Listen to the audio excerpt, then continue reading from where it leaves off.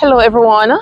This is Cordia Chambers Johnson, and welcome to another episode of Consultancy Unlocked. So, today I want us to have a conversation around pricing without undermining your value.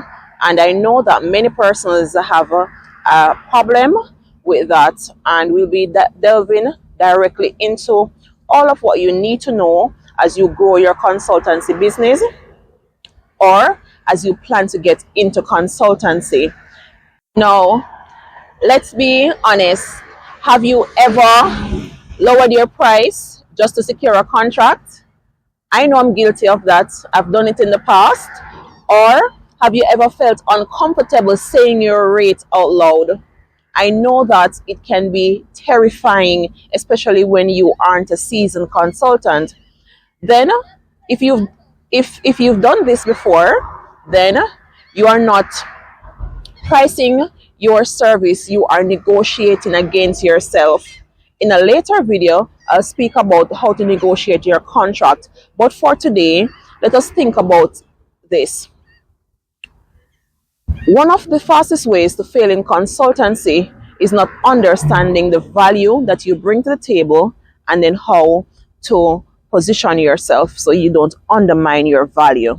One of the things that I've seen, and I've seen a lot, so I've been a consultant for over 20 years, and in my 20 years experience, I have worked with many consultancies. I've worked across projects and in development spaces. And what I know we don't lack is expertise. What I think many consultants lack is the knowledge on how to price their work. And if you are competent in your skills, but you don't know how to price your work, you may be undermining your value. So stay tuned while I go into some of the practical ways that you can value yourself and ensure that you are not pricing below market rate. Today, I just want to break down 3 simple steps with you. Yes, I'm along the beach, so it's a bit windy. So I want to break down 3 simple steps with you on how to get more confident in your pricing strategy. So there are 3 steps, and once you've made it to the end of this video, then you'll be more confident in pricing your work. So step 1 is understanding your baseline. If you don't understand your baseline, you're not going to know how to move forward. The second is aligning with market value. And the third is pricing based on value and not fear. So we're going to go through the steps quickly. And I hope that as we go through these steps, that you're taking notes and you'll be able to apply them to your life. So step 1, know your baseline. Okay, and in knowing your baseline, you have to know your price. Before you price for profit, you must price for survival. So ask yourself a few questions, and these were questions that I didn't ask myself before I went into consultancy. So ask yourself these questions. What does it actually cost for me to live and operate? And these could include things like your personal expenses, your business costs, taxes, savings. So even though as a consultant, you primarily don't put taxes on your invoice, you need to factor those costs in your pricing strategy. Now, here's the part that most people ignore. You are not working 40 billable hours, okay? So for example, as a consultant, oftentimes you may get daily rate contracts, and daily rate contracts typically means it's 8 hours per day, and an average salaried worker would work 40 hours per week, but you're not billing for 40 hours per week. So a consultant typically would work about 24 to 25 hours per week, right?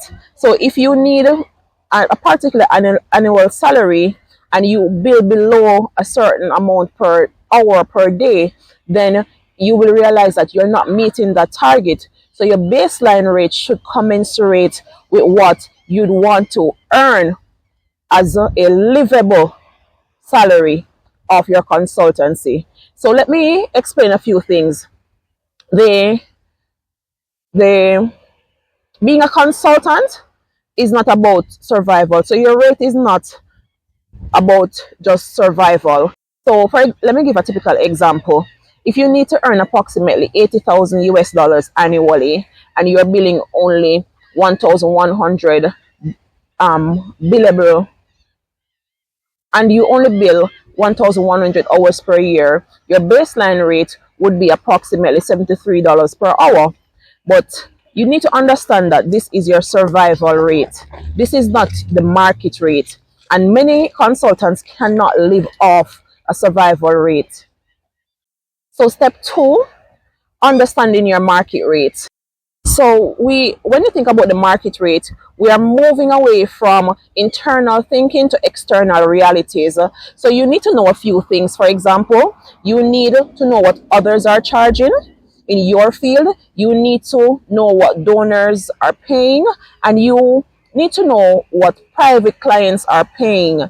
And if you know that the market rate is, for example, $150, and we're talking about US dollars per hour, and you're charging, say, $80, you are not being competitive, okay?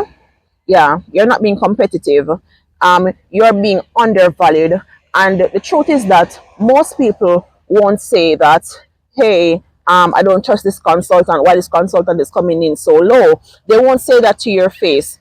Have you ever gotten the price of something yet, but you know the market value and you're saying, but almost everybody in the market is charging $500 for this type of work. So why this person is charging $200? It raises a red flag and it makes you look suspicious, right? So when you do that, when you undermine your value, you force the hiring firm to think about your expertise, your quality of work, your credibility, and your ability to deliver, right? So if you're pricing too low, it doesn't attract better clients. What it does, sometimes it prevents you from getting that contract, or it puts you into frustration as you're doing the work and realize that, hey, this is below my survival rate. And number three, or step three, we can think about price based on value. Now, you have to have some experience to be able to price on value. So don't get it twisted. This is not for people who are entry level if you're going to price on value, because you need to have something to show that value that you're pricing on. So this is where most consultants struggle. If you're not selling time, you're selling transformation. So you can ask yourself a few questions like, does my work unlock funding? Does it improve performance? Does it reduce risk? And this is what you can use as leverage to price based on value. Okay, so for example, if your work helps clients to secure $5 million in funding, why are you pricing based on hours? You're not going to price based on hours based on that experience. You need to price based on value, because you have now the experience to show that this is what my expertise and my competencies have brought forth for my previous clients. Instead of saying that I charge X dollar per hour, you can say this overall engagement is $30,000 or $50,000 because of the impact it delivers. And what this will do for your clients, this will show your client that, hey, this person is very strategic. This person is confident in what they're doing. They know what they're doing. They have results to show. And this will show clearly that you are strategic in your approach. So now, there are some common mistakes to avoid, and I will tell you them directly. And this goes back to the purpose of this channel, because many persons will not tell you as it is. They will speak behind your back, but they will not tell you as it is. So let me call out a few things. Number one, pricing based on what you think the client can afford. No, don't do that. Lowering your rate out of fear. Never do that. Not factoring in your business costs. Listen, as a consultant, it's a business you're running. You have to be business minded. Saying yes too quickly is a red flag. Don't jump and say yes. Read through that contract, read through the fine print, crunch the numbers so you know exactly what you're signing up for. If your consultancy is not profitable, that's a problem. And one of the biggest ones that I want to speak about is negotiating before the client understands your value. Don't do that. Don't negotiate before the client understands your value, because I've seen it where consultants become flustered and frustrated because they're eager to get that contract. If they don't understand the outcome, they will always challenge the price. So there are a number of things that you can do. I've just gone through 3 of them, and I hope that you will take the time out to learn from that. So there are a few things I want you to take away from this video, and it's clear. One, you need to understand very early in the process that salary pays for time, consultancy pays for expertise, risk, and results. The sooner you know this, the better it is for you. So when you price your work, you are not just pricing your hours, your deliverables, you are pricing experience, your intellectual capabilities, your ability to solve problems. Now, so as a consultant myself, I want to encourage you that if this video helped you to rethink how you price your services, then you are already ahead of most consultants. And I'm sure that it's a challenge for many consultants, and this is one of the many questions that I get. I get this question so often I can't count it on my 10 fingers anymore. How do I price? How much do I charge to do this work? I have published the pricing models for consultancy.